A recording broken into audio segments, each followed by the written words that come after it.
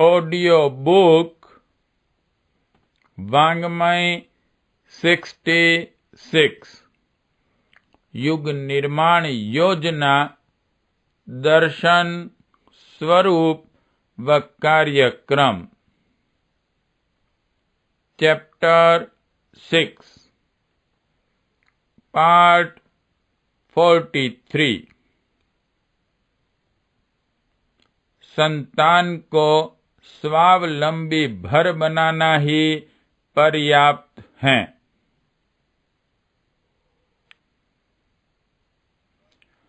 मनुष्य यदि संतान उत्पन्न करता है तो स्वभावतः उसकी यह जिम्मेदारी भी होती है कि उनके पालन पोषण, शिक्षा दीक्षा, विवाह एवं आजीविका की व्यवस्था जुटाने का भी प्रबंध करें।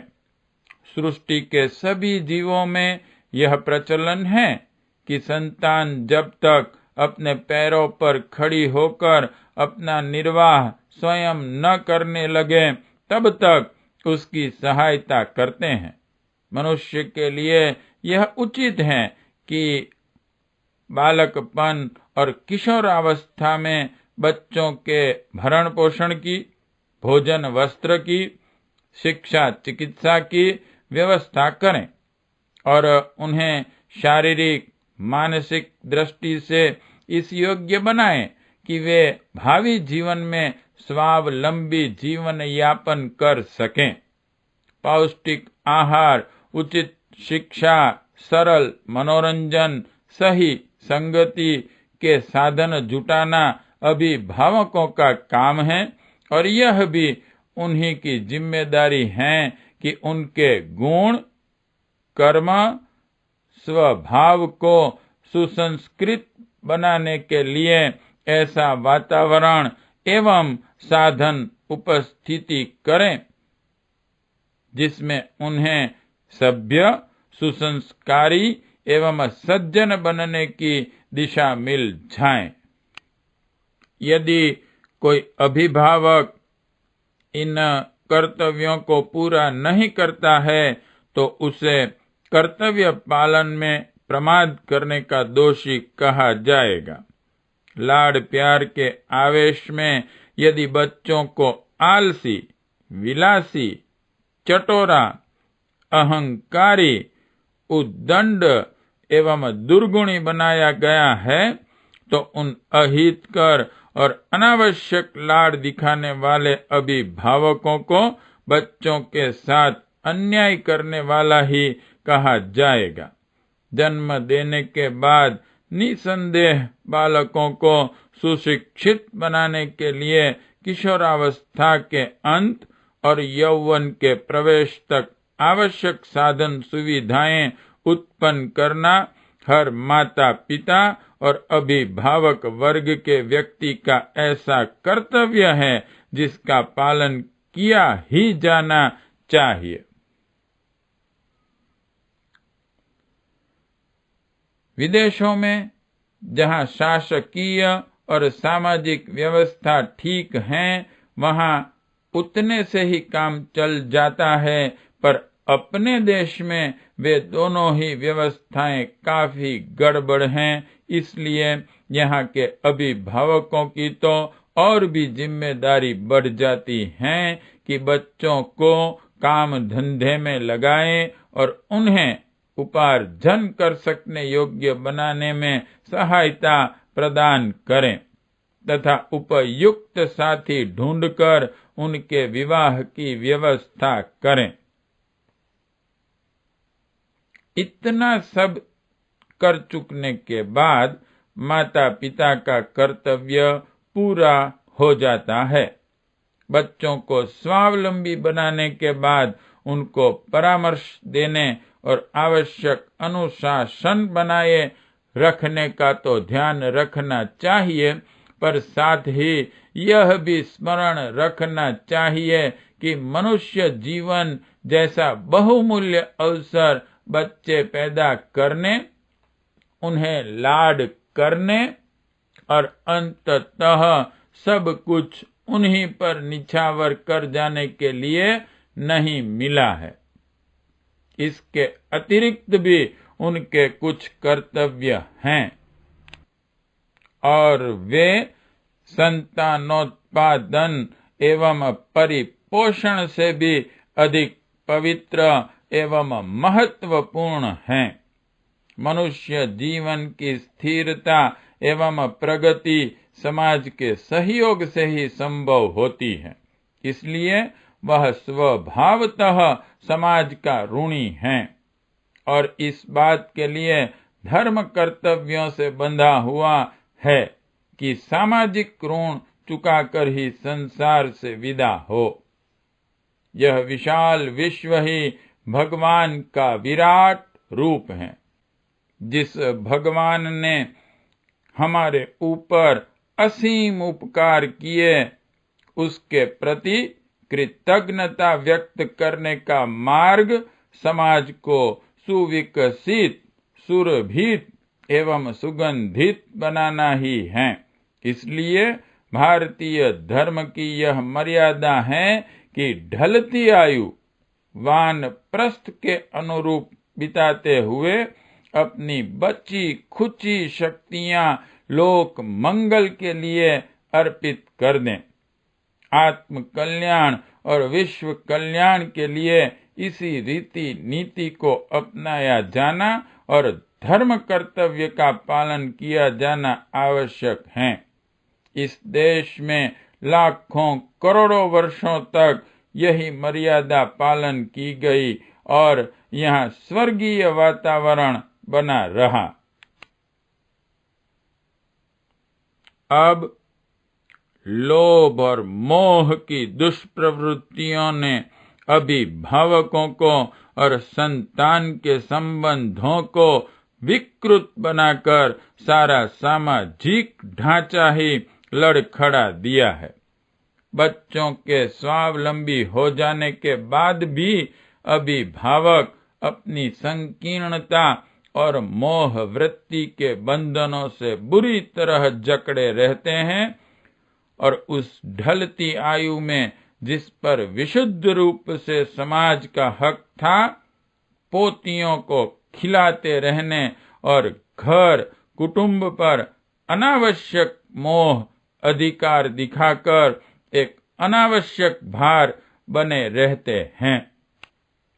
इतना ही नहीं, जो कुछ संतान के स्वावलंबी बनाने के अतिरिक्त पूंजी बची थी, उसे भी उन्हीं लोगों को दे जाते हैं, जबकि उस धन पर विशुद्ध रूप से समाज का हक है और वह उसी की उऋणता के लिए खर्च किया जाना चाहिए था।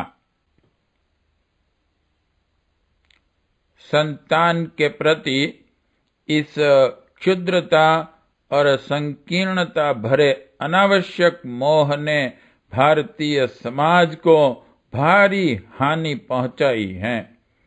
जो पैसा और समय समाज के उत्थान और सुख संवर्धन में खर्च होना चाहिए था, यही वह हराम की कमाई के रूप में स्वावलंबी बच्चों को मिलता है, तो उससे वे व्यसनी, आलसी, फिजूल खर्च और दुर्गुणी ही बनेंगे।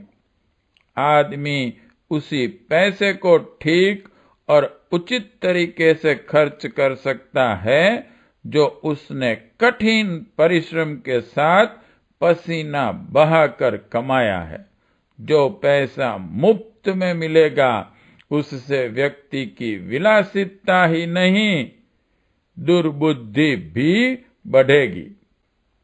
इसलिए जीवन भर ब्याज भाड़े की कमाई खाने और चैन की बंसी बजाने की बात सोचकर जो लोग संतान के लिए ही अपनी कमाई उत्तराधिकार में छोड़ जाने की बात सोचते हैं, वे संतान के साथ, आत्मा के साथ और समाज के साथ विशुद्ध रूप से एक अन्याय ही करते हैं। और तीनों अदालतों में अपराधी सिद्ध होते हैं। यह एक बहुत ही भौंडा, फूहड़ और निकृष्ट संकीर्णता भरा व्यामोह है कि अभिभावक स्वावलंबी संतान को ही अपना श्रम, समय, मन और धन ऐसे अर्पित करें मानो वे ही भगवान हों। प्राचीन काल में संतान अभिभावकों के भरण पोषण और शिक्षा दीक्षा भर के ऋण को चुकाना ही बहुत भारी समझते थे, अस्तु उनके उत्तराधिकार में थोड़े धन को अग्राह्य मानते थे। आमतौर से ऐसा पैसा वे वयोवृद्ध लोग अपने जीते ही दान पुण्य में, सत्कर्मों में खर्च कर जाते थे। मरने के बाद जो बच जाता था तो संतान उसे मृतक श्राद्ध में स्वर्गीय आत्मा को पुण्य फल प्रदान करने वाले लोकोपयोगी कार्यों में लगा देते थे। वे उसमें से एक पाई भी अपने लिए रखते नहीं थे।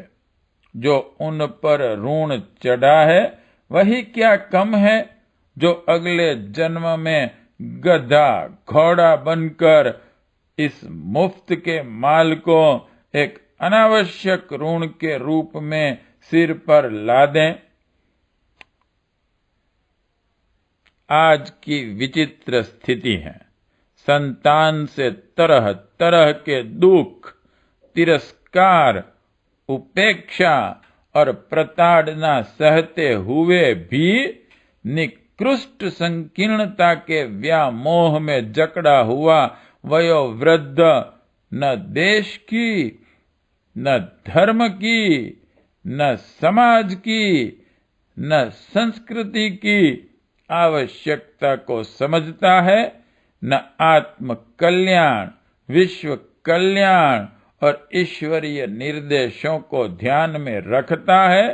जो कुछ पास है उसे केवल संतान को ही देने की बात सोचता है। संतान नहीं होती तो किसी की संतान गोद रखता है। सर्प की तरह पूंजी पर संकीर्णता की कुंडली मारकर बैठा हुआ मूर्ख इतनी मोटी बात नहीं सोच पाता कि ढलती आयु के स्वावलंबी संतान से बचे हुए समय और पैसे का सदुपयोग किन्हीं उत्तम कार्यों के लिए किया जा सकता है या नहीं। अनाचरण और घोर स्वार्थ परतता, संकीर्णता और मोह ममता का परिचय देने वाले उदारता और लोक मंगल की आवश्यकता देखने में विमुख इन वयोवृद्धों की धृष्टता तो देखिए कि लकड़ी की माला सटक कर और पत्थर के भगवान पर धूप दीप संजोकर यह आशा करते हैं कि उन्हें आत्म कल्याण और भगवान के प्यार का लाभ मिलेगा। इनकी प्रवंचना और मनोवांछा की संगति मिलाने पर कोई विचारशील इस बाल बुद्धि पर ठठाकर हंस ही सकता है। काश ढलती आयु के वयोवृद्धों में यह समझ आई होती कि संतान को स्वावलंबी बनाने के बाद बचा हुआ समय और धन विशुद्ध रूप में विश्व मानव का है और उसे लोक मंगल में ही खर्च किया जाना चाहिए, तो निसंदेह आज देश और विश्व का रूप ही दूसरा होता। मरणोन्मुखी ढलती आयु के लोग वानप्रस्थ की परंपराओं को त्याग कर संतान के व्यामोह में जिस बुरी तरह ग्रस्त दिखाई पड़ते हैं, उससे यही निष्कर्ष निकलता है कि वे माला जपने का ढोंग बनाने पर भी अपने घृणित आचरण द्वारा अपना, समाज का और संतान का सर्वनाश ही कर रहे हैं। ईश्वर उन्हें सद्बुद्धि दें। प्रश्न 1. मनुष्य की अपनी संतान के प्रति क्या जिम्मेदारियां है? 2. अभिभावक अपनी संतान का पालन पोषण किस प्रकार करें कि वह विलासी, चटोरी एवं अहंकारी न बने? 3. अपने देश में विदेशों की अपेक्षा 2 जिम्मेदारियां और क्या बढ़ जाती हैं? 4. संतान के पालन पोषण के अलावा मनुष्य के और क्या कर्तव्य हैं? 5. मनुष्य को संतान के स्वावलंबी होने के बाद अन्य क्या क्या कर्तव्य करते रहना चाहिए? 6. स्वावलंबी संतान को अपनी बची खुची संपत्ति देना किस प्रकार अपराध है? 7. प्राचीन काल में संतान किस तरह अपना कर्तव्य पूरा करती थी? 8. आज का मानव किस प्रकार का व्यवहार कर रहा है? पाठ 43 समाप्त।